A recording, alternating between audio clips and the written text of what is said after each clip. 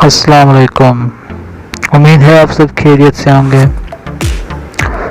आज की इस वीडियो में हम सीआरपीसी के सेक्शन 4 को पढ़ेंगे और समझने की कोशिश करेंगे। सीआरपीसी का सेक्शन 4 जो है वो डिफिनेशन का सेक्शन है और डिफिनेशन का सेक्शन जो है किसी भी कानून के लिए बहुत ही अहम होता है, क्योंकि डिफिनेशन को समझे बिना आपको वो कानून समझ में नहीं आएगा। तो इसीलिए उसको पढ़ना बहुत ही ज़रूरी होता है। पढ़ने के साथ साथ समझना भी ज़रूरी होता है। दोस्तों, आज की इस वीडियो में हम कोशिश करेंगे कि सीआरपीसी के सेक्शन 4 को पढ़ें भी और समझें भी। तो दोस्तों, अगर आपको वीडियो पसंद आए तो लाइक ज़रूर कीजिएगा और कमेंट करके बताइएगा। तो दोस्तों, जिस दोस्त ने अभी तक चैनल को सब्सक्राइब नहीं किया वो अभी सब्सक्राइब कर ले और बेल आइकन पे क्लिक कर ले ताकि आने वाली न्यू वीडियो का नोटिफिकेशन उसको मिले। तो दोस्तों, चलते हैं आज की वीडियो की तरफ। Section 4 definitions. In this code the following words and expression have the following meanings। इस कोड में फॉलोइंग वर्ड्स एंड एक्सप्रेशन, जो भी लफ्ज़ और एक्सप्रेशन हैं उनकी वही मीनिंग होगी जो इस सेक्शन में बताई गई है। Unless a different intention appear from subject और कॉन्टेक्स्ट, जब तक कोई मुख्तलिफ इंटेंशन सब्जेक्ट और कंटेंट से ज़ाहिर ना हो तब तक उसकी वही मीनिंग होगी जो इस सेक्शन में वर्ड्स और एक्सप्रेशन की बताई गई है। Advocate general. Advocate general include also ए गवर्नमेंट एडवोकेट और where there is no advocate general or government advocate, such officer as the provincial government may from time to time appoint in this behalf। So advocate general includes होगा government के advocate से, या ऐसी situation में जब government का advocate ना हो तो ऐसा ऑफिसर जिसको प्रोविंशियल गवर्नमेंट अपॉइंट करे किसी भी टाइम, वो भी एडवोकेट जनरल की क्लास में शामिल होगा। Bailable offence, non bailable offence. Bailable offence means an offence shown as bailable in second schedule or which is made bailable by any other law for time being in force, and non-bailable offense means any other offense। Bailable offense means an offense shown as bailable in second schedule। मतलब जो second schedule में offense बताए गए हैं उसमें शोवन हो, दिखाए गए हों वो बेलेबल हैं, वो ऑफेंस बेलेबल ऑफेंस होते हैं। सेकंड शेड्यूल के कॉलम 5 में वो ऑफेंस का स्टेटस है कि कौन कौन सा ऑफेंस बेलेबल है और कौन कौन सा ऑफेंस नॉन बेलेबल है। तो अकॉर्डिंग टू दिस सेक्शन कि या तो वो सेकंड शेड्यूल के कॉलम 5 में दिखाए गए हों कि ये ऑफेंस बेलेबल हैं, या विच इज मेड बेलेबल, या वो बेलेबल बनाए गए हों किसी और कानून के तहत जो टाइम बीइंग इन फोर्स हो, जो उस वक्त लागू हो और उस कानून में वो बेलेबल हों। And non bailable offence means any other offence, मतलब कि उसके अलावा जो भी अदर ऑफेंस है वो नॉन बेलेबल ऑफेंस है। Clause C, charge. charge includes any head of charge when the charge contains more heads than one। Charge जो है इंक्लूड होगी हेड ऑफ चार्ज, और जब एक से ज़्यादा चार्ज हों तो उनमें से किसी भी हेड ऑफ चार्ज को चार्ज ही कहा जाएगा। जब उसमें दो या दो से ज़्यादा किसी के ऊपर इल्ज़ामात हो, या उसके ऊपर दो तीन या उससे ज़्यादा चार्जेस हों, तो हर चार्ज या हर उस इल्ज़ाम का जो हेड होगा वो चार्ज कहलाएगा। According to class C section 4 subsection 1 CRPC के तहत। Cognizable offense, cognizable case. Cognizable offense means an offense for, and cognizable case means a case in which a police officer may, in accordance with second schedule or under any other law for time being enforce, arrest without warrant। तो cognizable offense या case मतलब के ऐसे offence या ऐसे case जो second schedule के column 3 में बताए गए हों या किसी और कानून के तहत पुलिस ऑफिसर को अख्तियारात हो कि इन जुर्म या इन केसेस में वो विदाउट वारंट के किसी भी मुजरिम को या मुलजिम को अरेस्ट कर सकते हैं बिना वारंट के।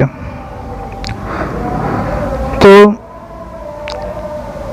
इसको ऐसा भी कहा जा सकता है कि ऐसे जुर्म या ऐसे ऑफेंस जिसमें पुलिस ऑफिसर विदाउट वारंट के किसी को अरेस्ट करे, तो ऐसे जुर्म या केस को कॉग्निजेबल केस या कॉग्निजेबल ऑफेंस कहा जाता है। फिर वो CRPC के सेकंड शेड्यूल में बताए गए हों या किसी और कानून में जो टाइम बीइंग एनफोर्स हो उसके तहत वो कॉग्निजेबल ऑफेंस हो।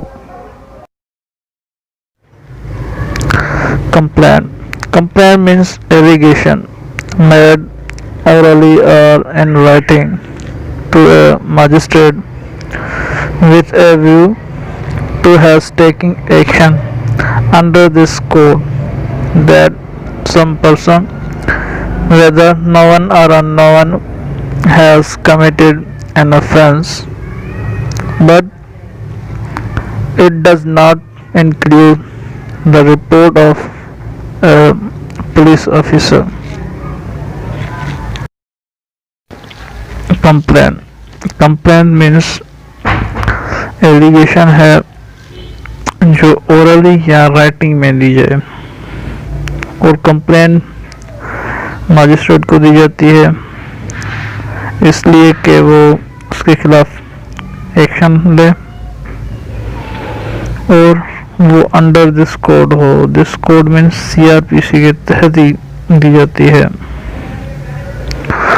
किसी इंसान के खिलाफ या किसी शख्स के खिलाफ जिसने कोई ऑफेंस कमेंट किया हो,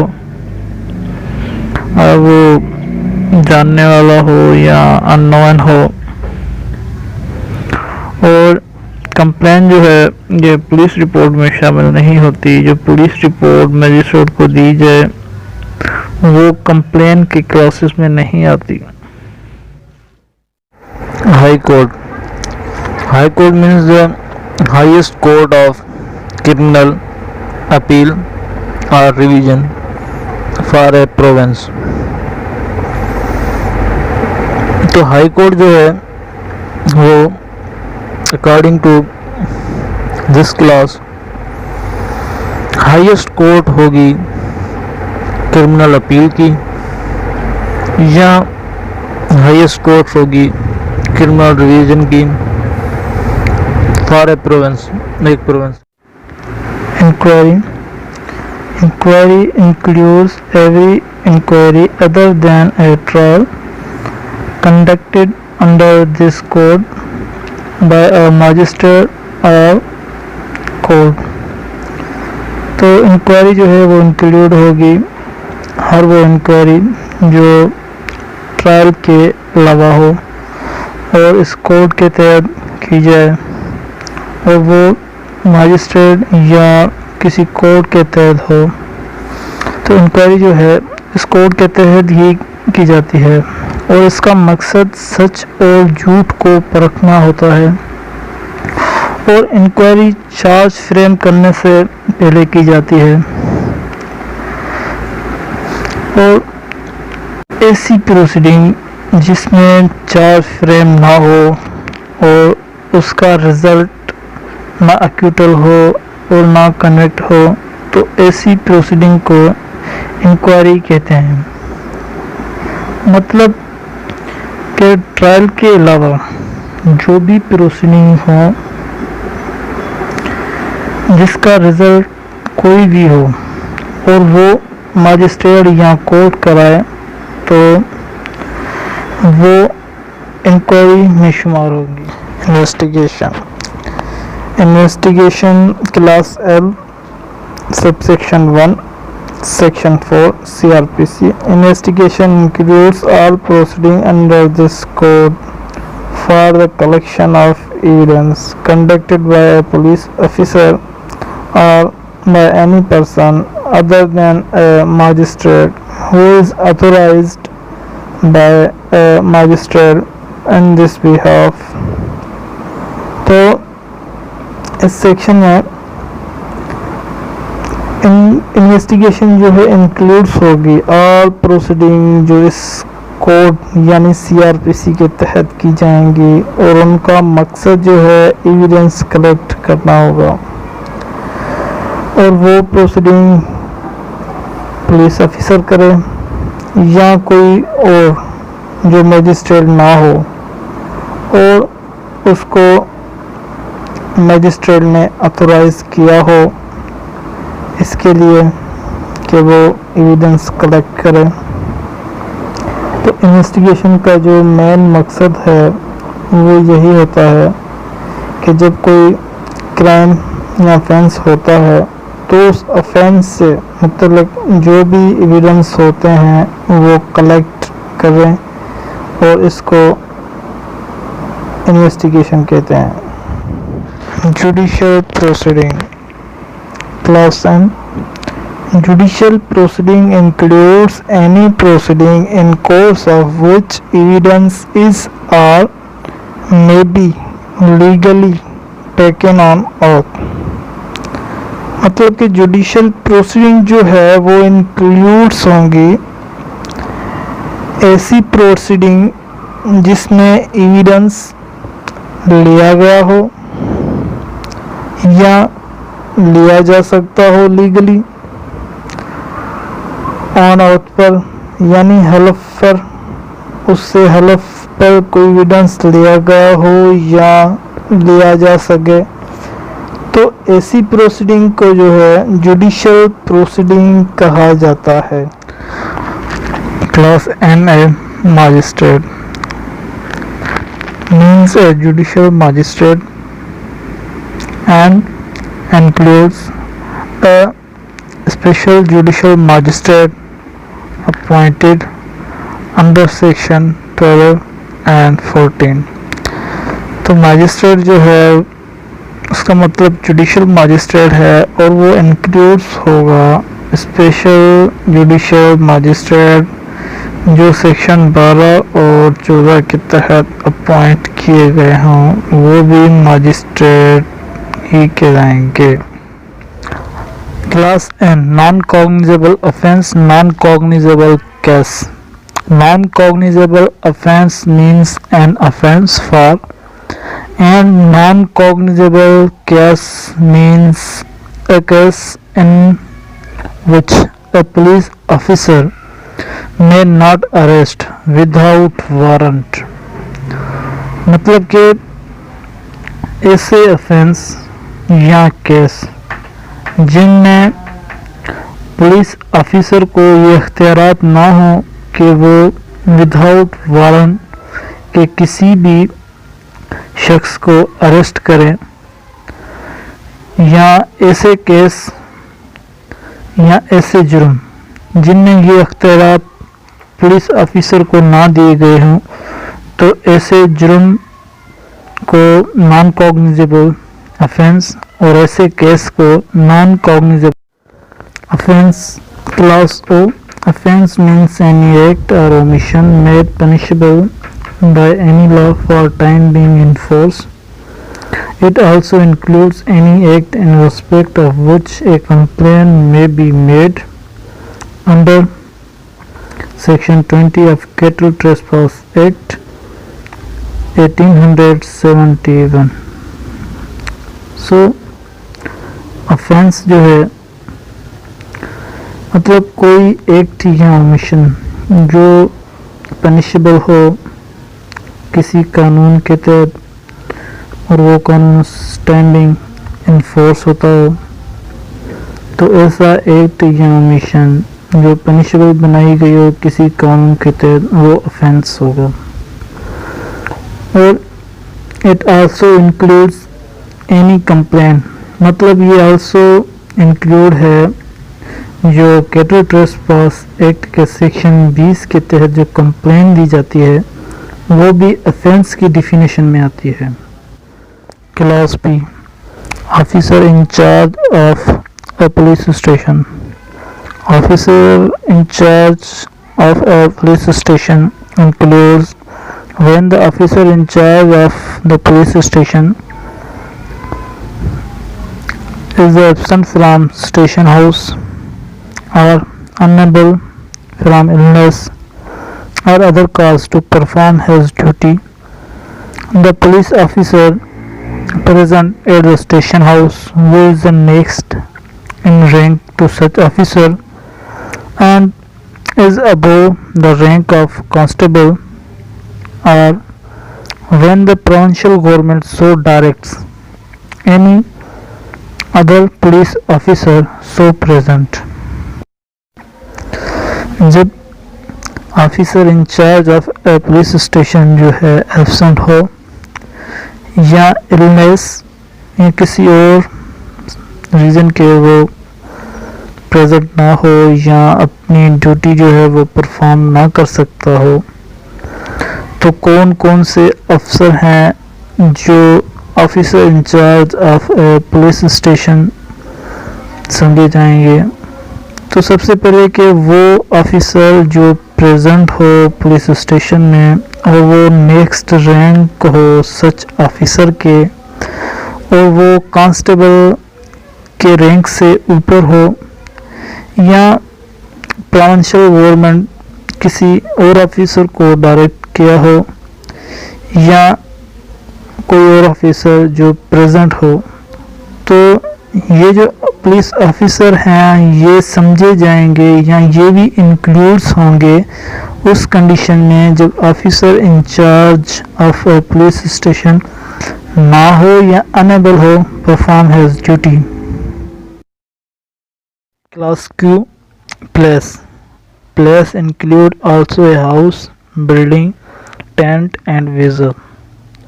तो प्लेस जो है वो इंक्लूड्स होगा हाउस में, बिल्डिंग में, टेंट में एंड विजल में। तो जब भी कोई हाउस, बिल्डिंग, टेंट या विजल हो या ऐसा कोई वर्ड या ऐसी कोई जगह हो वो भी प्लेस में इंक्लूड होगी। Class R, pleader. Pleader used with reference to any proceeding in any court means a pleader or mukhtar authorized under any law for time being in force to practice in such court and includes number 1 an advocate, a वकील, and an attorney of a high court so authorized, and number 2, any other person appointed with the permission of the court to act in such proceeding. Word pleader जो है उसका ताल्लुक किसी proceeding से होता है और वो प्रोसीडिंग किसी कोर्ट में हो। प्लीडर या मुख्तार जो है अथोराइज्ड होते हैं एनी अंडर लॉ, जो उस टाइम इन्फोर्स होते हैं कि उस कोर्ट में वो प्रैक्टिस कर सकें या उस कोर्ट में वो केस चला सकें या केस प्लीड कर सकें। तो प्लीडर जो इंक्लूड्स होंगे, यहाँ प्लीडर इंक्लूड्स होता है N advocate, a vakil, and an attorney of a high court so authorised, या कोई दूसरा पर्सन जिसको कोर्ट परमिशन दे उस प्रोसीडिंग में एक्ट करने की, तो वो बंदा या वो शख्स भी प्लीडर की डेफिनेशन में आता है।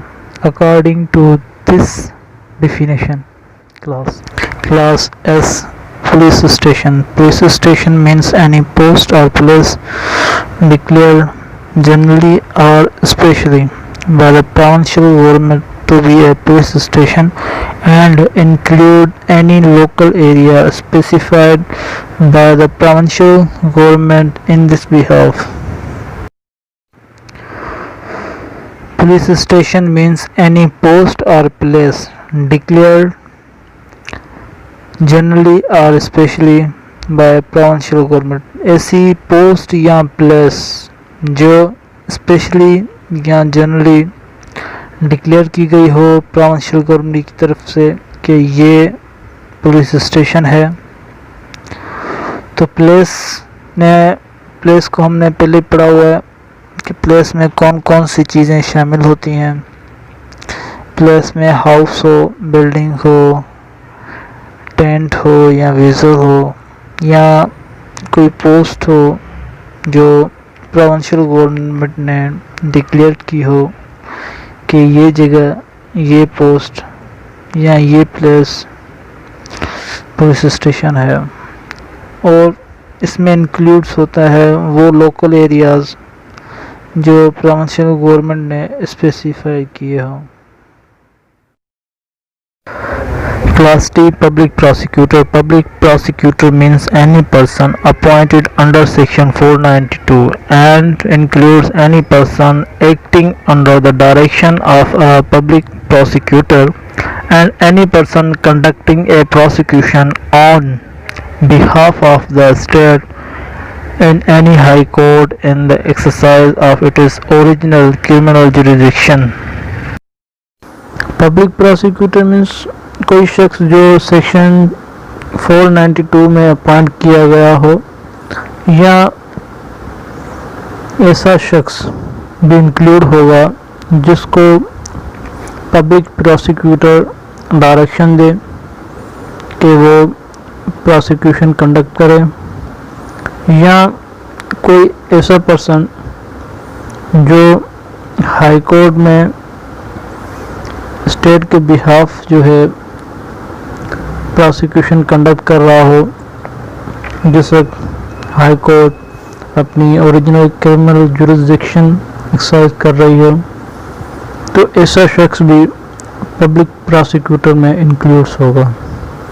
तो ये जो दोनों हैं ये भी पब्लिक प्रोसिक्यूटर की डेफिनेशन में आते हैं, इंक्लूड्स होंगे। और पब्लिक प्रोसिक्यूटर जो है वो सेक्शन 492 CRPC में अपॉइंट होता है।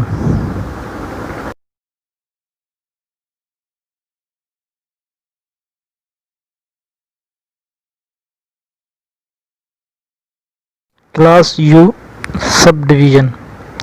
Subdivision means a subdivision of a district. Subsection 2, Section 4, Words referring to act. Word जो है किसी एक्ट का हवाला दें. Words which refer to acts done extend also to illegal omission. जो वर्ड किसी एक्ट हुआ हो उसका हवाला दें वो भी गैर कानूनी गलती तक महदूद होगा. यहाँ गैर कानूनी गलती समझा जाएगा. Words to have same meaning as in Pakistan Penal Code. Word की वही मीनिंग होगी जो पाकिस्तान पीनल कोड में है. All words and expression used herein and defined in Pakistan Penal Code. वो वर्ड जो यहाँ पे इस्तेमाल हुए हैं, यहाँ पे मतलब जो इस कोड में इस्तेमाल हुए हैं और वो डिफ़ाइन पाकिस्तान पीनल कोड में हुए हों. एंड नॉट हियरइन बिफोर डिफाइंड, और इससे पहले वो डिफ़ाइन नहीं हुए हों. Shall be deemed to have the meaning respectively attributed to them by that code.